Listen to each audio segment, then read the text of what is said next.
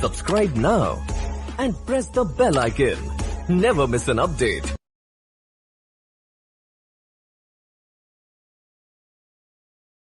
Five seconds. Sir, given that the intent was not to package the code as a fresh opportunity for creditors and claimants who did not exercise their remedy under existing laws within the prescribed limitation period, the committee thought it fit to insert a specific section applying the Limitation Act to the code. The relevant entry under the Limitation Act may be on a case-to-case basis. It was further noted that the Limitation Act may not apply to applications of corporate applicants, as these are initiated by the applicant for its own debts for the purpose of CIRP and are not in the form of a creditor's remedy. A perusal of the above would show that, considering that the Limitation Act applies only to courts unless made statutorily applicable to tribunals, the committee was of the view that such act should be made to apply to the IBC as well, observing that though the IBC is not a debt recovery law, the trigger being default in payment of debt would render the exclusion of the law of limitation counter-intuitive.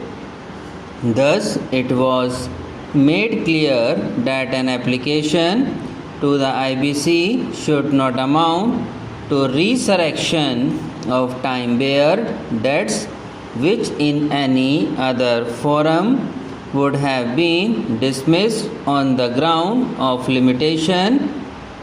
From the above, it is clear that the principle of Section 9 of the Limitation Act is to be strictly adhered to, namely, that when time begins to run, it cannot be halted except by a process known to law.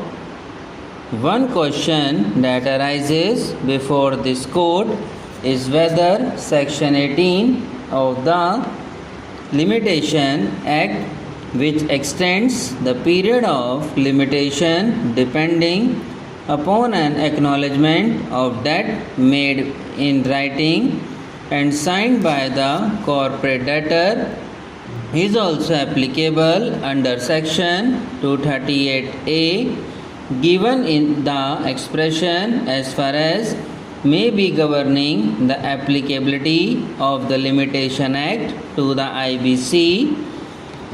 The aforesaid question is no longer valid, as to recent judgments of this court have applied the provisions of Section 14 and Section 18 of the Limitation Act to the IBC.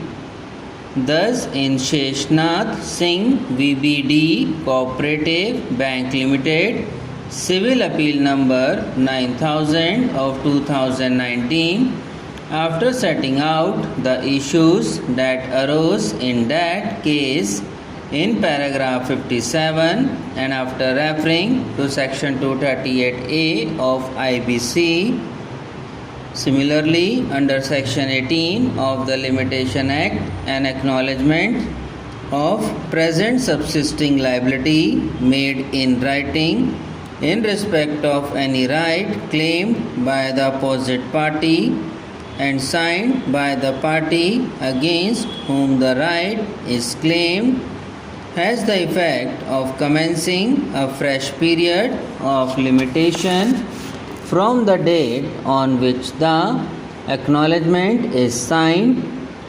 However, The acknowledgement must be made before the period of limitation expires as observed above. Section 238A of the IBC makes the provisions of the Limitation Act as far as may be applicable to proceedings before the NCLT and the NCLAT. The IBC does not exclude the application of Section 6 or 14 or 18 or any other provision of the Limitation Act to proceedings under the IBC in the NCLT. All the provisions of the Limitation Act are applicable to proceedings in the NCLT to the extent feasible.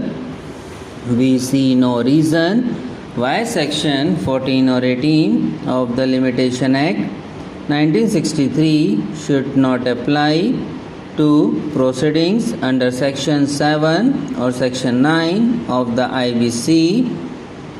Of course, Section 18 of the Limitation Act is not attracted in this case, since the impugned order of the NCLAT does not proceed on the basis of any acknowledgement. Nearer home, in Lakshmipat Surana versus Union Bank of India, a judgment earlier delivered, this court, after referring to various judgments of this court, including the judgment in Babu Lal, then held the purport of such observation has been dealt with in the case of Babu Lal. Suffice it to observe that this court had not ruled out the application of Section 18 of the Limitation Act to the proceedings under the code if the fact situation of the case so warrants.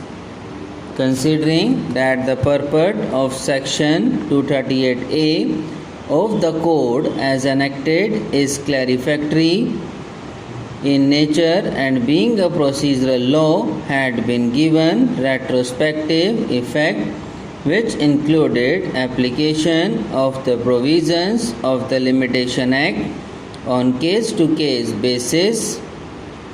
Indeed, the purport of amendment in the code was not to reopen or revive the time-barred debts under the Limitation Act. At the same time, accrual of fresh period of limitation in terms of Section 18 of the Limitation Act is on its own.